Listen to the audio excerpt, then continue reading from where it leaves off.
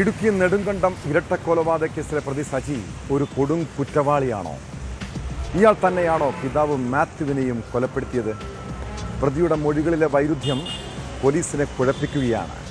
മാത്യുവിൻ്റെ തിരോധാനത്തിൽ ദുരൂഹത അഴിക്കാനുള്ള നീക്കത്തിലാണ് അന്വേഷണ സംഘം. എന്നാൽ സജിയുടെ പുരയിടത്തിൽ മണ്ണുകുഴിച്ച് രണ്ടാം ദിനത്തിൽ നടത്തിയ തിരച്ചിലിലും തെളിവുകളൊന്നും കണ്ടെത്താനായിട്ടില്ല. ലഭിച്ച അസ്ഥികഷ്ണങ്ങൾ ശാസ്ത്രീയ പരിശോധനയ്ക്ക് വിധേയമാക്കാനാണ് പോലീസിന്റെ തീരുമാനം.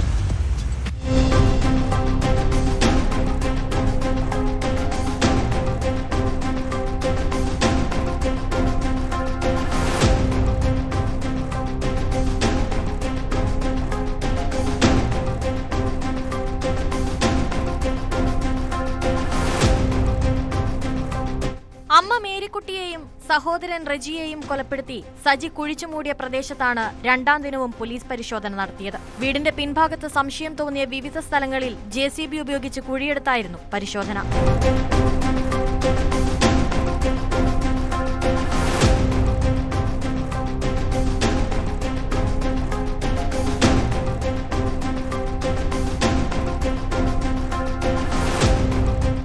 ദിനത്തിലെ പരിശോധനയിൽ എല്ലിൻ കഷ്ണവും വസ്ത്രാവശിഷ്ടങ്ങളും ലഭിച്ചിരുന്നു. എല്ലിൻ കഷ്ണം മനുഷ്യന്റെയോ മൃഗത്തിന്റെയോ എന്ന് തിരിച്ചറിയുന്നതിനായി ശാസ്ത്രീയ പരിശോധനയ്ക്ക് വിധേയമാക്കും. മൃഗത്തിന്റേതാണെന്നാണ് പ്രാഥമിക നിഗമനം. പ്രതി മൊഴി മാറ്റി പറയുന്നത് അന്വേഷണ സംഘത്തിന് പ്രതിസന്ധി സൃഷ്ടിക്കുന്നുണ്ട്. പ്രതിയുടെ കസ്റ്റഡി കാലാവധി അവസാനിച്ചതിനാൽ പിന്നീട് വീണ്ടും കസ്റ്റഡിയിൽ വാങ്ങി തുടരന്വേഷണം നടത്തും. 2018 മാർച്ച് 3-നാണ് സജിയുടെ പിതാവ് മാത്യുവിനെ കാണാതാവുന്നത്. മകളുടെ ചികിത്സാവശ്യത്തിനായി കട്ടപ്പനയ്ക്ക് പോകുന്നുവെന്ന് പറഞ്ഞാണ് വീട്ടിൽ നിന്നിറങ്ങിയത്. ദിവസങ്ങൾ കഴിഞ്ഞിട്ടും തിരികെ എത്താതെ വന്നതോടെ മകൻ റെജി പോലീസിൽ പരാതി നൽകുകയായിരുന്നു. പോലീസ് അന്വേഷിച്ചെങ്കിലും വ്യക്തമായ തെളിവുകൾ ലഭിക്കാതെ വന്നതോടെ അന്വേഷണം അവസാനിപ്പിക്കുകയായിരുന്നു. മാത്യു ബസ്സിൽ കയറി പോകുന്നത് നാട്ടുകാർ കണ്ടിരുന്നു. ഞാൻ പണിക്ക് പോകാനായിട്ട് കയറിയപ്പം ഞാൻ ഇവിടുന്ന് ബസ്സിനാണ് കയറി പോകുന്നത്.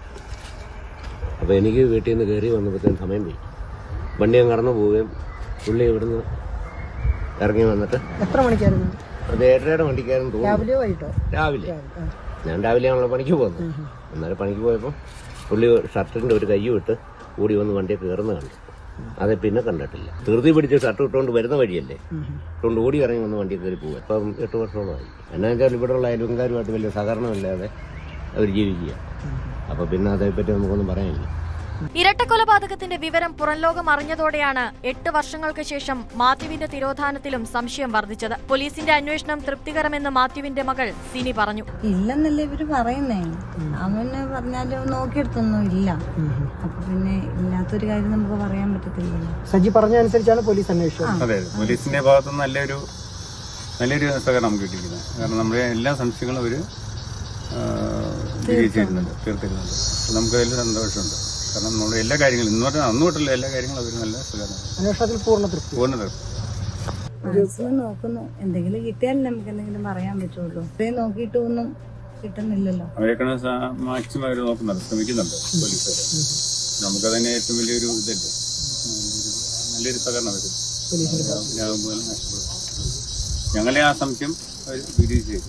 അമ്മ മേരിക്കുട്ടിയെയും സഹോദരൻ റെജിയെയും കാണാനില്ലെന്ന് ചൂണ്ടിക്കാട്ടി സിനി നൽകിയ പരാതിയെ തുടർന്ന് പോലീസ് നടത്തിയ അന്വേഷണത്തിലാണ് ഇരുവരുടെയും മൃതദേഹം വീടിന് സമീപം കുഴിച്ചിട്ട നിലയിൽ കണ്ടെത്തിയത്. കഴിഞ്ഞ ഏപ്രിൽ 4-നാണ് ഇരുവരെയും സജി കൊലപ്പെടുത്തിയത്. മൃതദേഹങ്ങൾ 2 ദിവസം ഗ്രീൻ നെറ്റിൽ പൊതിഞ്ഞു സൂക്ഷിച്ച ശേഷം പിന്നീട് കുഴിച്ചിടുകയായിരുന്നു. ആഴ്ചകൾക്ക് ശേഷം ഇരുവരെയും കാണാനില്ലെന്ന് ചൂണ്ടിക്കാട്ടി സിനി നൽകിയ പരാതിയുടെ അടിസ്ഥാനത്തിൽ പോലീസ് വീട്ടിലെത്തുന്നതുവരെ പ്രതി വീട്ടിൽ തന്നെ തുടരുകയായിരുന്നു.